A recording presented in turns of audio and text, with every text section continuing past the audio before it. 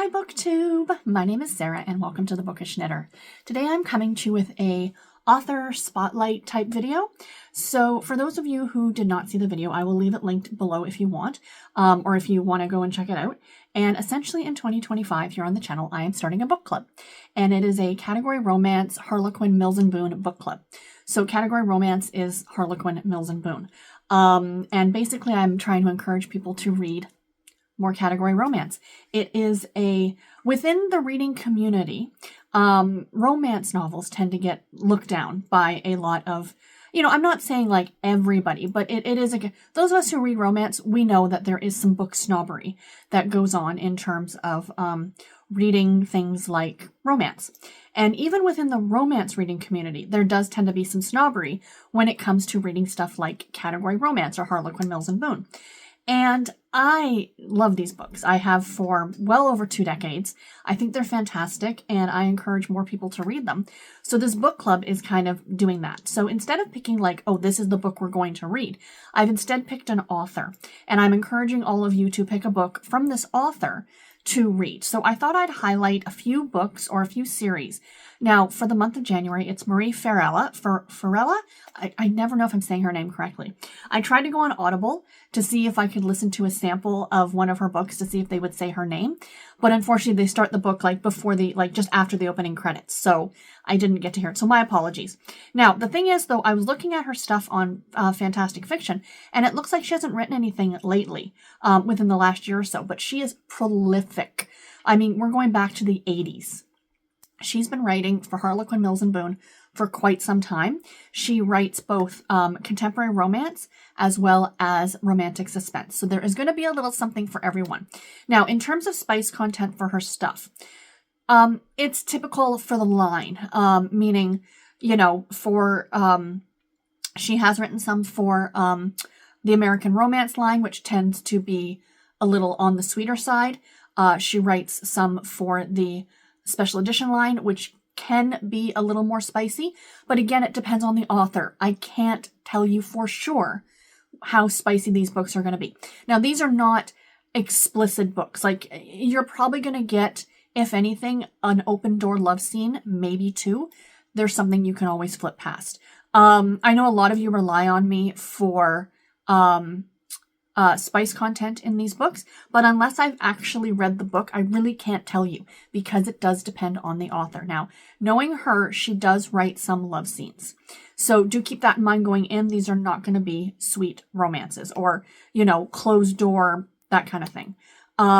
So yeah, proceed at your own risk, I guess. But I mean, this is not a Tessa Bailey. This is not you know what I mean? Like, this is your standard romance with a love scene in it. So she writes mostly for series, either series that she has fully written herself, or she has contributed to series through Harlequin Mills and Boon.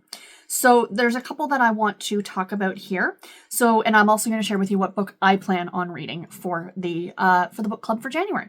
So the first series I want to talk about is one of her longest running. I think it is the longest running, and it's the Forever Texas series. This started back in 2010. The first book is called The Sheriff's Christmas Surprise. Let me just scooch a little bit here so I can put the book cover right here. So The Sheriff's Christmas Surprise, again, this came out in 2010, and this is a American romance. So this line is no longer around. It ended, I think, in 2018. So she's written this book since 2010, and there are currently 26 books in this series.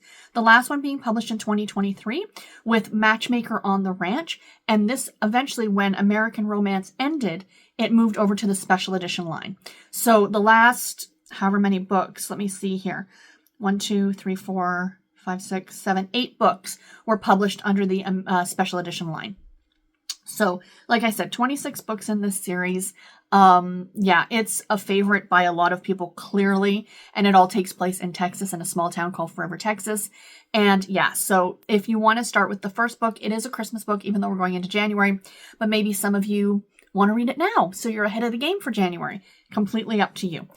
She does write a lot of holiday-themed romances also, which is kind of fantastic. The next series I want to talk about here is called Love in 60 Seconds. Now, this isn't a series that she fully wrote. This is a series that she co-wrote for. So she wrote the first book called The Heiress's 2-Week Affair. This came out in 2009.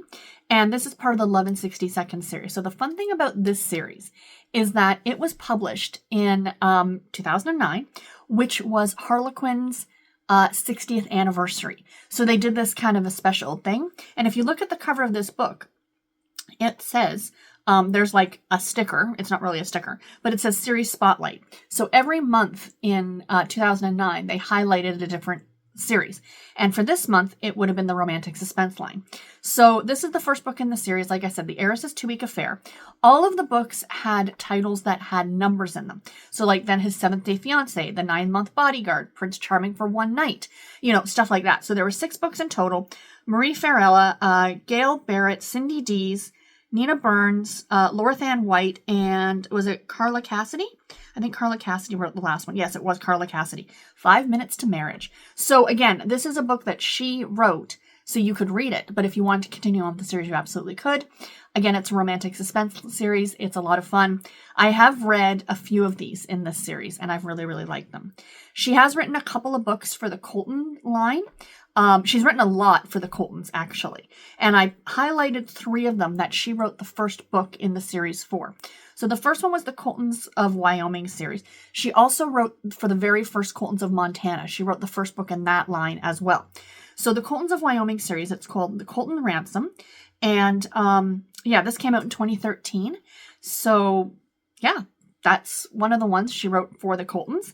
The Coltons are a long-running, over 20 years line of books about a family that is all in the law enforcement, if you will. And the great thing about them, and I've said this before and I'll say it again, you don't need to read them in order. Now, if you want to read, my suggestion would be, read the Coltons of Wyoming series in order, or read like the Coltons of Montana series in order. But because the Coltons of Montana came before the Wyoming, you don't have to do that. You can, read them out of order in that aspect. But within the series itself, the individual mini-series, if you will, I would maybe suggest read them in order because there's often an overarching plot line that happens. So that's a thing. So the next one is the Colton 911 series. And the first book is Cowboy's Rescue, which I have read. And it was a lot of fun. It takes place during a tornado, and it was really, really high energy. I liked it a lot. It was a lot of fun. And the one that I wanted to talk about is the one that I'm actually going to be reading in January, and that is part of the Colton 911 Chicago series. So even though the Chicago series comes after the original Colton 911, you can read those out of order. But the first one is called The Secret Network, which, like I said, is the one that I am going to be reading, and I'm very much looking forward to it. I think it's going to be a lot of fun. I do own it as well, which is why I picked it. So that's the thing. Look to see if you have anything personally in your stash or in your on your TBR. And I wanted to highlight one other book. She's written a number of standalone books, but not as many in the more recent years. She kind of stuck to series, if you will. Excuse me. I have my David's Tea Christmas mug out. Isn't it cute? But I wanted to talk about one that came out in 2009 because it makes me laugh. And I do really want to read it. I'm pretty sure I actually have a copy of this on my bookshelves. And this is The 39-Year-Old Virgin. The reason that this one makes me smile, and not only the title is fantastic, but let me just read you the back of this book. It was a big world out there. But was ex-nun, yes, ex-nun, Claire Santiago ready for it? Her yearning for a home and family had her shedding her habit and moving back to California, but her true calling definitely wasn't with sexy single dad Caleb McLean. Who was it? The stunning redhead seemed uncomfortable in a crowded bar. She was also tantalizingly familiar. Caleb couldn't believe the girl he'd once loved was now a teacher in their hometown. Soon after he rescued her from the dance floor, Claire made it her mission to bring out his softer side, rousing feelings Caleb couldn't ignore. Was it finally time for them to create the future together they both craved? Ex-nun. I'm sold. I had no idea that that's what she was. Now I want to read this book even more. I don't know why that's why I love these books, because they are just delightfully, they don't take themselves seriously, you guys. These are not, you're not going to see these on a Goodreads, year-end list for romance, and that's okay. Because they're great on their own, and I love them so much. And they're not bad books, guys. These are great books. Some of them are better than others, let's be realistic, but that is the same with every single book you're going to pick up. So yeah, so anyway, guys, let me know in the comments below what books you guys are going to be reading, if you've picked anything yet. I am going to open up a thread on my Discord, so the Discord is linked below. And you can go on there and talk about what books you're going to read. Now, I did have a comment from a viewer saying that they wish that I had picked like 4 books and said, hey guys, pick from these 4 books. But I didn't want to do that because I didn't want to like pigeonhole anybody. If, you're looking at her entire backlist going, oh, I don't want to read one of those 4, I want to read this one. So on the Discord, go and mention, say, hey, this is the book I'm going to be reading. And then if there are other people who are like, oh, I want to read that one too, you guys can maybe like do a buddy read together or talk about it amongst yourselves or whatever the case may be.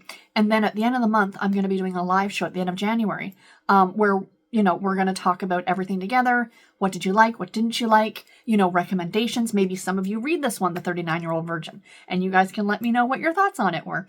So yeah, so anyway, guys, that is all that I have for today's video. I do hope that you enjoyed it. And until my next video, take care and happy reading. And please don't forget to like and subscribe. I really, really appreciate it. Thanks, guys. Talk to you in my next video. Take care, everybody.